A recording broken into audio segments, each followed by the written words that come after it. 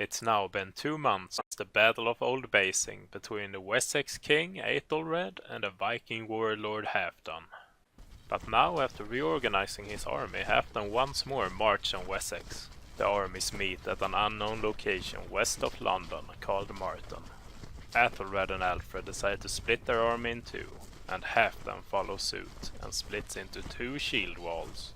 The Saxon shield walls push back the Vikings during most of the day, but the Vikings' ferocity is too forceful and the Saxon king Aethelred was either slain or wounded, and the warrior Bishop Hedmund was killed in the field. I sure hope I didn't just spoil the 6th season of Vikings.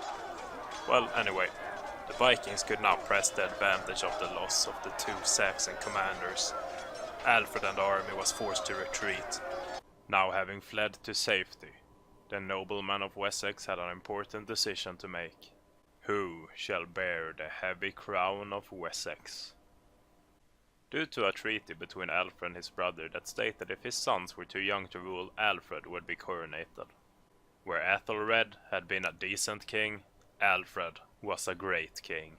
However, the Viking victory had opened up Wessex. But perhaps the Christian God threw the Saxons a bone, for just after this victory a major rebellion broke out in Northumbria. So Alfred took his only chance at the survival of Wessex, and offered Halfdan and his army a large Danegeld, gambling everything on Halfdan, accepting the bribe, and instead focus on the rebellion. The gamble paid off, for Halfdan did not want to lose his newly acquired kingdom, so accepted the bribe and rushed to save his kingdom. Although he wasn't so worried that he didn't visit Mercia on his way, the Mercian king Burgred also offered them a large Danegeld to leave. Seeing as it was almost winter anyway, the Vikings accepted, and wintered in London.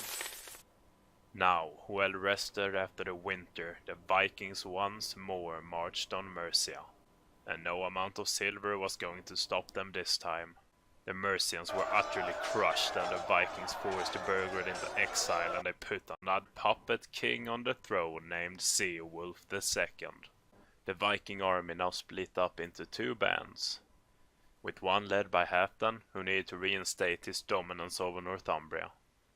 However, the Northumbrians fought well, and after long bloody battles, Halfdan settled with being king of the southern part of Northumbria, called Deira, while the leader of the rebels crowned himself king of the northern part, called Bernicia. While Guthrum, the king of East Anglia, returned to his kingdom to consolidate his power, gaining parts of southern Northumbria and eastern Mercia. Now with more land than any other king on the British Isles, he made ready to attack Wessex. Hey, thanks for watching. If you enjoyed the video, please consider subscribing. Next time I will cover when Guthrum invades Wessex and forces Alfred out into the swamps.